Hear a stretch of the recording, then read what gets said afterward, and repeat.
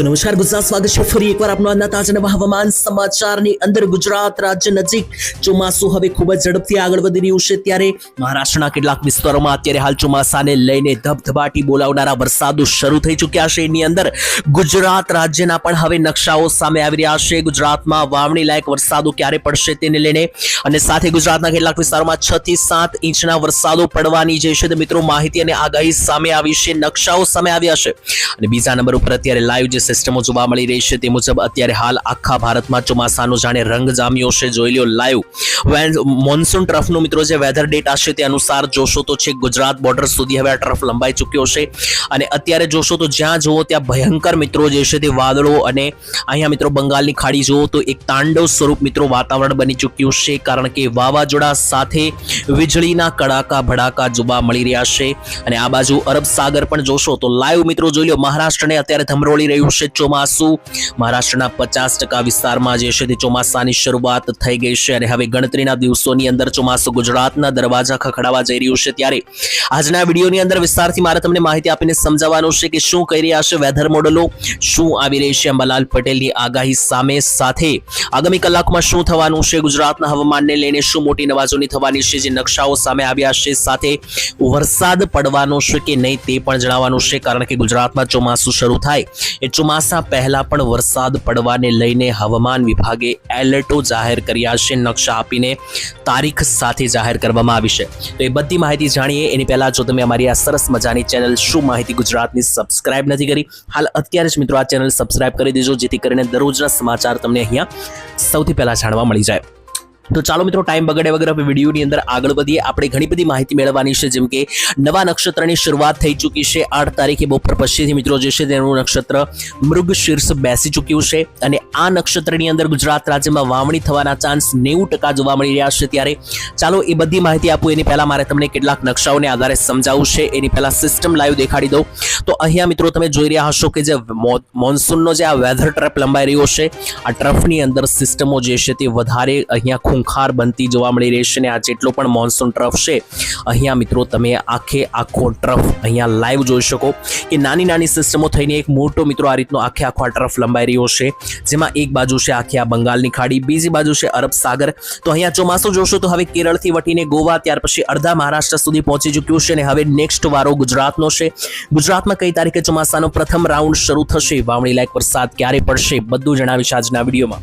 તો ચાલો હવે મિત્રો શરૂઆત કરીએ કે જે આપણી પાસે નકશા આવ્યા છે, જે આપણી પાસે ફોટા આવ્યા છે એ આપણને શું જણાવી રહ્યા છે અને આગામી કલાકોમાં શું મોટી નવાજોની થવાની છે। તો મિત્રો આ જે નકશા છે તમે જાણીને હચમચી જવાના છો, કારણ કે ગુજરાત રાજ્યની અંદર 7-7 અને 8-8 ઇંચના વરસાદોની આગાહી આપણી પાસે આવી ગઈ છે। જી હા દર્શક મિત્રો, ચોમાસું ભલે શરૂ નથી થયું ગુજરાતમાં, પરંતુ જ્યારે થવાનું છે તો એ પહેલો રાઉન્ડ ક્યારે આવવાનો છે, તારીખ કઈ છે અને કઈ તારીખે ગુજરાતમાં 8-8 ઇંચના વરસાદોની અહીંયા આગાહી દર્શાવવામાં આવી છે, ચાલો બધી વાત તમને જણાવું। તો સૌથી પહેલા મિત્રો આ વેધર મોડલ જે છે તે GFS છે। GFS વેધર મોડલે આ નકશો બહાર પાડ્યો છે અને GFS વેધર મોડલે આ નકશો બહાર પાડ્યો છે કઈ તારીખ માટે, જો 7 તારીખથી લઈને 15 તારીખ સુધી ગુજરાતમાં ક્યાં કેટલો વરસાદ પડવાનો છે એ માટે GFS જેવા મોટા વેધર મોડલ કંપનીએ આ નકશો બહાર પાડ્યો છે।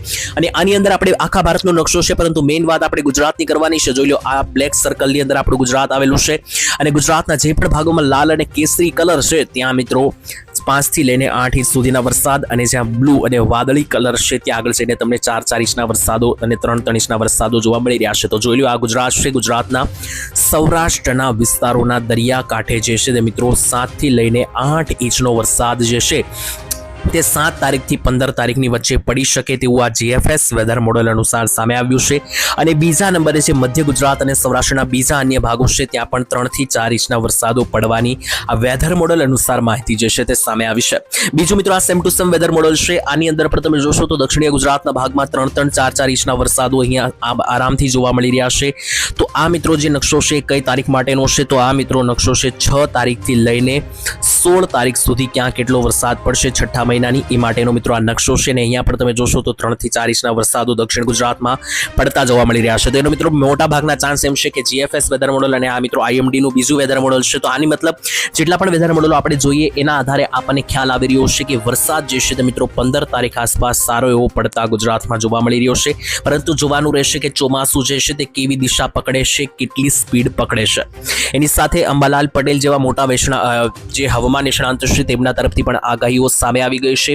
અંબાલાલે શું આગાહી આપી છે અને એને આધારે ગુજરાતના હવામાનમાં શું મોટા બદલાવો થઈ શકે, આવો જાણીએ. અહીંયા ખાસ મિત્રો અંબાલાલ પટેલે ફરી એકવાર વરસાદને લઈને મોટી આગાહી આપણી સમક્ષ આપી દીધી છે. ત્યારે શું કહી રહ્યા છે અંબાલાલ પટેલ જોઈએ તો મિત્રો અંબાલાલ પટેલ હવામાનને લઈને એક મોટી ચેતવણી વ્યક્ત કરી છે. ગુજરાત રાજ્યની અંદર ચોમાસાને લઈને સૌથી પહેલા 8 થી 14 જૂન દરમિયાન દરિયામાં પવનો બદલાશે અને ઊંચા મોજા ઉછળશે તેવી આગાહી અંબાલાલે કરી છે. બીજા નંબરે અરબ સાગરમાં લો પ્રેશર બનવાની શક્યતા અને કેરળથી કર્ણાટક અને મુંબઈના ભાગો સુધીમાં 12 જૂન સુધી ચોમાસું પહોંચી શકે. એટલે કે 12 તારીખ સુધીમાં આખા મહારાષ્ટ્ર મુંબઈની અંદર ચોમાસાની શરૂઆત 100% થઈ જાય તેવું લાગી રહ્યું છે. ત્યારે આની સિવાય ગુજરાતની વાત રહી તો ગુજરાતમાં 14 થી 16 જૂનની આસપાસ દરિયા કિનારા ભાગોમાં વરસાદ થઈ શકે.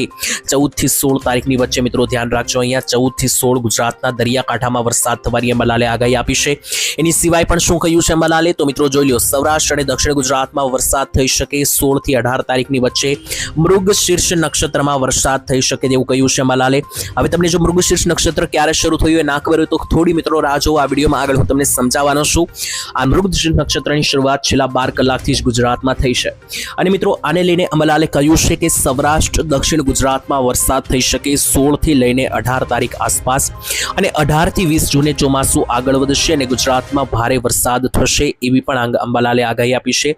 એની સિવાય શું કહ્યું છે તો 7 જુલાઈ સુધી ગુજરાતમાં વરસાદ થવાની અંબાલાલે એક આગાહી આપી છે. એટલે કે અત્યારે જૂન મહિનો ચાલી રહ્યો છે, છઠ્ઠો મહિનો. તો આ જૂન મહિનાની 21 તારીખ સુધીમાં સૂર્ય જે છે તે ક્રાંતિ વધવાને કારણે અકળાવનારી ગરમી અને ભેજ રહેશે. 22 જૂનથી એટલે કે આ ચાલુ મહિનાની 22 તારીખથી આદ્રા નક્ષત્રની શરૂઆત થવાની શક્યતા છે. ત્યારે 23 જૂનથી 26 જૂન વચ્ચે પવન વરસાદ સાથે આવી શકે. 29 જૂન સુધી ગુજરાતના કેટલાક ભાગોમાં વરસાદ થશે.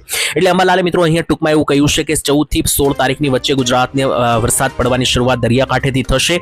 ત્યાર પછી 16 થી લઈને 18 તારીખે આ વરસાદ જે છે તે વધીને આખા સૌરાષ્ટ્રમાં અને દક્ષિણ ગુજરાતમાં ફેલાઈ જશે અને ત્યાર પછી જે છે તે મિત્રો આ મહિનાની 26 તારીખ સુધીમાં આખા ગુજરાતમાં વરસાદ જે છે તે બનવા લાગશે તેવી આગાહી અહીંયા ટૂંકમાં કરવામાં આવી છે. એની સાથે મિત્રો નક્ષત્રની વાત જે ચાલી રહી છે તેને આધારે અહીંયા હું તમને સમજાવું કે શું છે આખો નક્ષત્રનો ખેલ. તો મિત્રો અત્યારે હાલ મૃગશીર્ષ નક્ષત્રની શરૂઆત થઈ છે. ક્યારે તો 8 તારીખે મિત્રો મૃગશીર્ષ નક્ષત્ર જે છે તે બપોરના 12-1 વાગ્યા આસપાસ મિત્રો 1 થી 2 વાગ્યા આસપાસ નવા નક્ષત્ર મૃગશીર્ષની 8 તારીખે શરૂઆત થઈ ગઈ છે. અને આ જે નક્ષત્ર છે તેનું વાહન જે છે તે મિત્રો દેડકો આ વખતે ગણવામાં આવ્યું છે અને દેડકો વાહન છે એટલા માટે આ જે મૃગશીર્ષ નક્ષત્ર છે તેમાં વાવણી લાયક વરસાદો જે છે તે મિત્રો સારા એવા પડવાની સંભાવના છે. અને જે આ નક્ષત્ર 8 તારીખે શરૂ થયું છે એ આવનારી 22 તારીખ સુધી ચાલવાનું છે. અને પછી મિત્રો અહીંયા જે અંબાલાલે જણાવ્યું એ રીતના જુઓ તો 22 તારીખથી જે છે તે મિત્રો અહીંયા આપણું આદ્રા નક્ષત્ર શરૂ થઈ રહ્યું છે. જી હા દર્શક મિત્રો, અહીંયા અંબાલાલે જે માહિતી આપી એને આધારે હું તમને અહીંયા સમજાવું તો 22 તારીખથી જે છે તે ગુજરાતમાં આદ્રા નક્ષત્ર શરૂ થશે. તો ટોટલ આજે 8 તારીખથી શરૂ થયેલું મૃગશીર્ષ નક્ષત્ર છે એ 22 તારીખ સુધી ચાલવાની સંભાવના છે. તો આ નક્ષત્રની વાત પણ થઈ ગઈ. ત્યાર પછી મિત્રો સમજીએ તો કેટલાક ફોટા આપણી પાસે આવ્યા છે. ચોમાસું આગળ વધ્યું હોય તેના પણ એક અહેવાલો આપણી પાસે આવ્યા છે. તો અહીંયા જોશો તો અત્યારે હાલ મિત્રો 8 તારીખ સુધીમાં ચોમાસું મહારાષ્ટ્રના 20 થી 30% ભાગ કવર કરી ચૂક્યું છે. જી હા દર્શક મિત્રો, લાઈવ અથરિયા સિટી નામના જે વેધર એક્સપર્ટ છે તેમના તરફથી આ નકશો બહાર પાડવામાં આવ્યો છે. પહેલા તો આ ચોમાસું બિલકુલ આગળ વધતું ન હતું, પરંતુ હવે જે દિવસનું આ ચોમાસું કેરળ પહોંચ્યું છે 4 તારીખનું, ત્યાર પછી આ વાવાઝોડું રોકેટ ગતિ આગળ વધી રહ્યું છે. ચોમાસું રોકેટ ગતિ આગળ વધી રહ્યું છે. પહેલા તો મિત્રો આ ચોમાસું જે છે તે 4 તારીખે કેરળા પહોંચ્યું, 5 તારીખે ગોવા પહોંચ્યું, 7 તારીખે મહારાષ્ટ્રના ભાગમાં પહોંચ્યું અને 8 તારીખે મહારાષ્ટ્રની અંદર 20 થી 30% ભાગ કવર કરી લીધા છે. અને આ જ રીતે મિત્રો આગળ વધતું ગયું તો ગુજરાત ઉપર મિત્રો જોશો તો આ ચોમાસું જે છે તે 20 તારીખ સુધીમાં 15 થી 20 તારીખ સુધીની વચ્ચે ગુજરાત નજીક મિત્રો આવતું જોવા મળી રહ્યું છે આ નકશાને આધારે. તેની સાથે હવામાન વિભાગે કેટલાક અન્ય નકશાઓ જાહેર કર્યા છે અને આપણે ચેતવ્યા છે તે પણ આપણે ફટાફટ જોઈ લઈએ. મિત્રો બધા જ દિવસોની તારીખ સાથેના નકશાઓ હવામાન વિભાગે અહીંયા આપણા માટે જાહેર કરેલા છે. તો લાઈવ જોઈએ તો સૌથી પહેલા મિત્રો જોશો તો 14 તારીખ સુધીના નકશા હવામાન વિભાગે જાહેર કરી દીધા છે. પહેલા 9 તારીખ માટે 9 અને 10 તારીખે ગુજરાતના કયા કયા જિલ્લામાં વરસાદ પડી શકે તો હવામાન વિભાગે 9 અને 10 તારીખે છૂટાછવાયા સ્થળોએ મધ્યમ ગાજવીજ સાથે મધ્યમ હળવા વરસાદની આગાહી કરી છે. તેમાં તાપી, ડાંગ, નવસારી, વલસાડ અને દમણ દાદરાનગર હવેલીની અંદર 9 અને 10 તારીખ દરમિયાન વરસાદનું એલર્ટ હવામાન વિભાગે આપ્યું છે.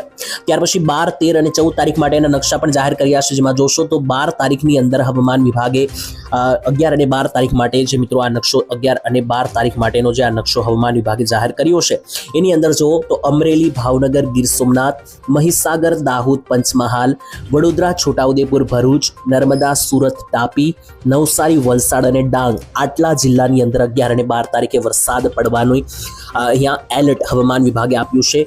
તેની સાથે 14 તારીખની વાત કરીએ અને ત્યાર પછી મિત્રો 13 થી લઈને 14 તારીખ વિશે પણ આપણી પાસે જે માહિતી આવી રહી છે એ પણ જે છે તે મારે તમને અહીંયા આપવાની છે. તો જોઈ લો 14 અને 13 તારીખની માહિતી છે. 13 તારીખની માહિતી જોઈ લો તો 13 તારીખે અહીંયા હું તમને લખી દઉં તો આ 13 તારીખનો નકશો છે. તેની અંદર ગુજરાતમાં અરાવલ્લી, મહીસાગર, પંચમહાલ, દાહોદ, વડોદરા, છોટાઉદેપુર, ભરૂચ, નર્મદા, સુરત, તાપી, ડાંગ, નવસારી અને વલસાડ જિલ્લામાં હાઈ એલર્ટ વરસાદનું.